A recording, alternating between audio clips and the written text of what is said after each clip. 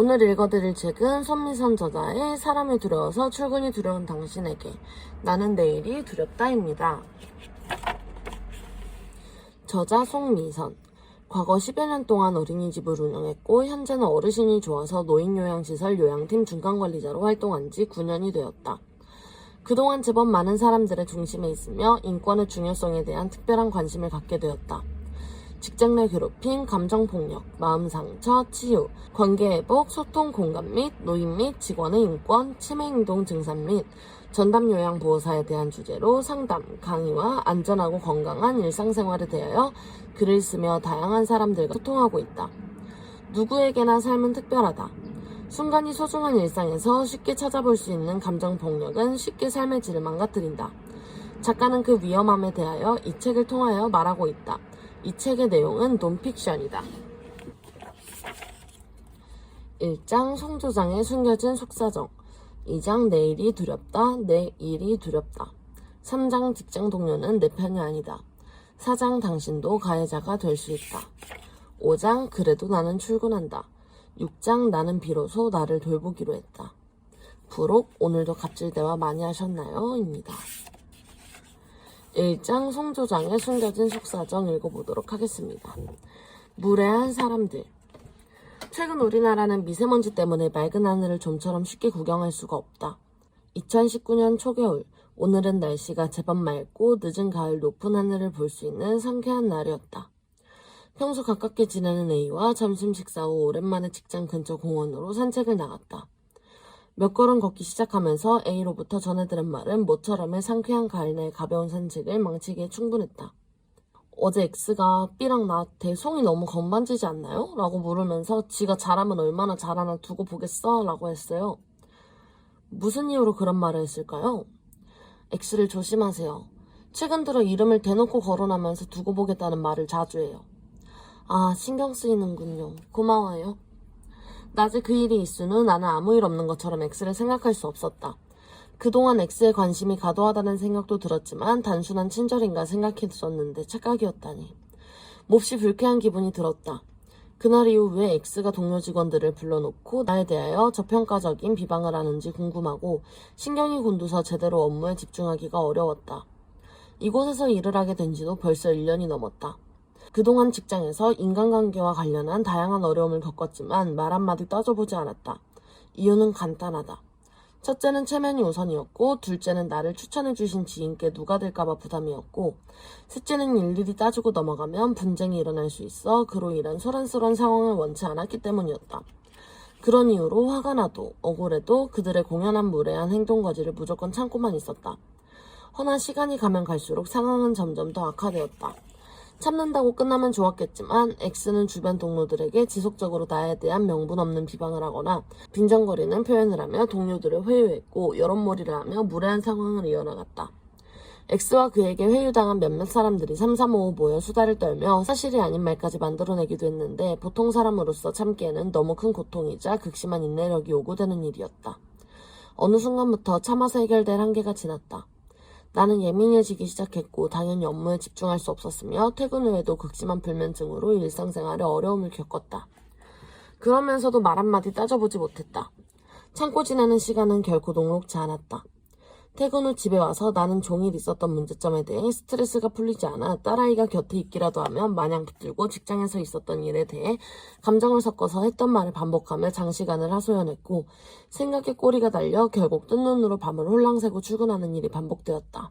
결국 참는다고 해결되는 건 아니었다. 상대는 참는 모습에 힘을 얻어 오히려 괴롭힘을 직속했기 때문이다. 체면 때문에 지인께 누가 될까봐. 다툼이 일어나 주변이 소란해질까봐 좋게만 넘어갔던 일들이 결국 내 발등을 찍는 일이 되었다. 많은 사람들이 자신의 의사와 관계없이 나와 같은 경험을 하고 있다. 상황을 벗어나는 방법은 상처를 주는 무례한 사람들에게 너무 깊은 생각을 하지 말고 바로 말을 해야 한다는 것이다. 그러나 신중하게 말하도록 조심해야 한다.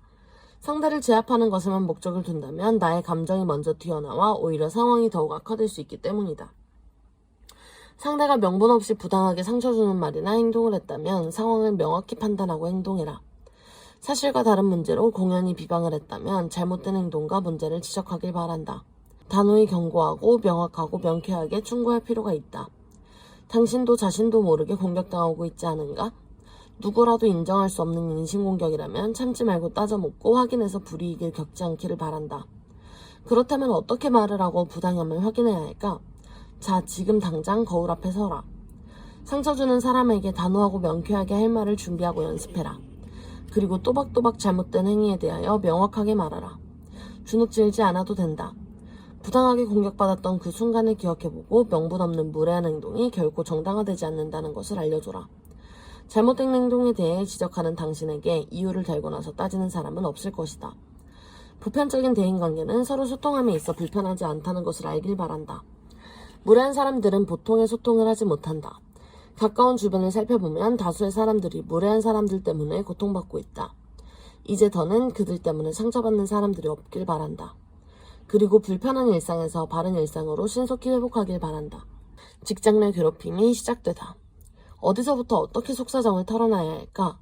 지금 시간 일어난 많은 일들을 기억하며 오래도록 모니터 자판에서 손가락만 통통거리고 있다. 불면증 때문에 괴롭고 불편해진 지도 벌써 2해가 넘어간다. 누구에게나 이유 없는 불면증은 없다. 3년 전 우연한 계기로 지금의 직장으로 이직했다. 이곳은 노인성 질환과 치매를 앓는 어르신들이 주로 활동하는 공동생활시설이지만 일반 가정과 다를 것이 없다. 나는 가까운 지인의 추천으로 이곳에 오게 되었다.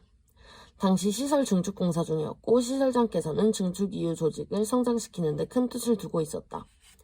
나는 시설장님과 의견이 맞았고 향후 시설을 안정시키는 데 힘을 모아 열심히 일하기로 한 후 요양팀에서 업무를 보았다. 그런데 입사한 지 얼마 되지 않아서 알 수 없는 이유로 직원들의 입방아를 오르내리기 시작하였다. 그 이유를 굳이 짐작해본다면 직종의 타 시설을 운영하던 지인의 추천을 받아 소위 특채로 입사한 것처럼 보였기 때문일 것이다. 그리고 이러한 배경이 가해자 X로부터 견제를 불러일으킨 것으로 짐작한다. 칭찬인 듯 아닌 듯 비꼬는 언어를 주고받으며 보이는 달갑지 않은 관심에 부담이 되기도 했으나 단순한 신입 직원에 대한 호기심으로 생각하며 특별한 의심을 하지 않았다. 그런데 입사 한 달도 지나지 않은 신입 동료에게 베푸는 호기심이 시간이 가면 갈수록 도가 지나친다는 생각이 들었다. 이곳은 어떻게 입사하게 되었을까? 오기 전 직장에서 팀장을 했다지? 뭘 믿고 저렇게 열심히 할까? 착한 것 같지 않아? 이런 일 할 사람이 아닌 것 같은데? 주로 X에게 충성봉사하는 하부 직원들의 입방아지. 그 관심이 불쾌했다. 그러나 무엇을 콕 집어 따져묻기에는 애매모호해서 번번이 그 상황을 참고 지나치기를 반복했다.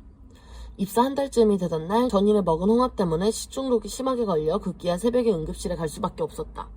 당연히 당일 근무는 어려워서 부서팀장에게 병가휴가를 요청했고 치료를 위해 직장을 나가지 못했다.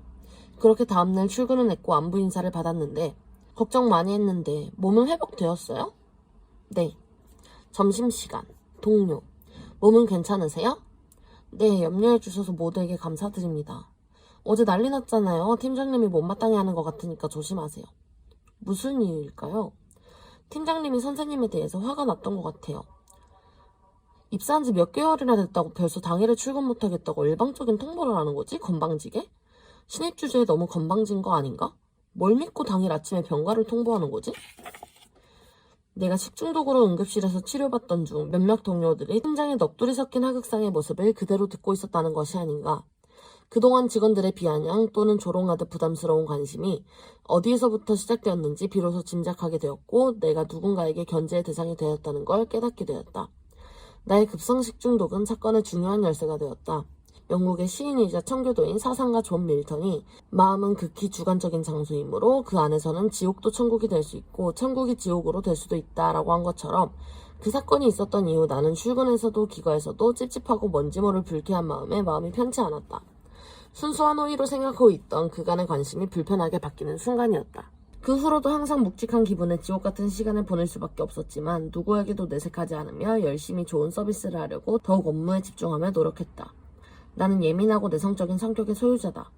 팀장이 나를 견제하며 저평가하는 발언을 공연히 한다는 것이 짐작된 후부터 퇴근 후에도 낮에 있었던 모든 일이 그냥 지나칠 수 없었고 점검 또 점검하는 버릇이 생겼다. 결과는 불면증으로 나타났고 잠을 잘 자지 못하자 일상생활은 더욱 힘들어졌다. 정상적인 수면을 취하지 못한 것도 3년이 되어간다. 이러한 이유로 시간이 지날수록 삶의 많은 부분이 삐거덕거렸다. 상대방의 순수하지 못한 정상 범위를 넘는 견제를 받는 사람은 자신을 지키기 위해 본능적으로 보호막을 치게 되어 있다. 그런 의미에서 견제하는 사람과 당하는 사람은 똑같이 어두운 영혼을 감추고 자신을 스스로 옥죄해 있는 것에 주저하지 않게 된다. 견제하는 사람은 자신의 욕구를 채우기 위해 비밀을 만들어야 하고, 견제를 받는 사람의 입장에서는 그 사람과 싸움에서 지지 않기 위해 발톱을 숨기는 것이다. 내가 처음 선택한 행동은 상대의 감정을 건드리지 않으려고 최대한 참고 발톱을 숨기는 것이었다. 언젠가는 안갚음을 해주고 싶었다. 그래서 X의 무례한 행동 거지에 대하여 구체적인 자료를 수집하며 언제 어디서든 불쑥 튀어나와 일방적으로 조롱하며 인신공격성 모욕 발언을 할 것에 대비해 주머니에 녹음기를 넣고 업무를 보기 시작했다. 때로는 필요한 현장 사진 등을 찍고 보관했으며 얼굴 표정은 아무 일 없다는 듯 관리했고 괴롭히는 현장, 시간, 장소 때 주변 인물 등에 대하여 상황 때마다 기록해 나갔다. 행여 X가 그 어떤 행동을 하더라도 참고 견디며 투명인간 대하듯 행동했다. 그런데 발톱을 숨긴 것까지는 나쁘지 않았지만 번번이 공연한 장소에서 속사포처럼 싸붙이는 인신공격을 마냥 참고 견디었던 행동은 올바르지 못했다. 참기만 했던 결과가 나에게 준 해답은 지독한 불면증이었다. 삶의 질이 낮아졌고 마음의 병이 생겼다. 그가 나에게 했던 행동은 견제로부터 시작된 순수한 관심이라고 말할 수 있겠는가? 집요한 괴롭힘이라고 생각하지 않는가? 나의 소견으로 본다면 선한 의미의 견제는 권력관계를 이용한 비난이 아닌 공평한 경쟁이다. 권력을 행사하려고 권력이 없는 자를 일방적으로 공격하거나 함부로 대하는 행동은 그 자체가 무례함이고 갑질이고 괴롭힘이다. 그러니 양심 있는 일방적인 견제를 당한다면 그 둘은 당연히 경쟁자가 될 수 없으며 견제를 받는 입장에서는 심각한 갑질폭력 괴롭힘으로 느끼게 된다. 말로 입힌 상처는 지워지지 않는다. 그것은 한 사람의 정신건강을 최악으로 만들 수 있는 소리 없는 살인행위이다. 누구라도 상대의 인생을 책임질 수 없다. 말로 입히는 최악의 감정폭력으로 상대에게 상처를 주는 일은 없길 바란다. 누군가에게 가해자가 되어 절제되지 않는 감정폭언을 주도하고 있지는 않습니까? 이 글을 읽는 여러분이 만일 무례한 견제와 공격적인 관심을 받고 계신다면 어떻게 했을까요? 오늘은 여기까지 읽어볼 건데요.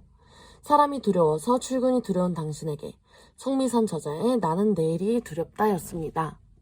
재밌게 보셨다면 좋아요와 구독, 알림 설정까지. 그럼 다음 영상에서 만나요. 안녕.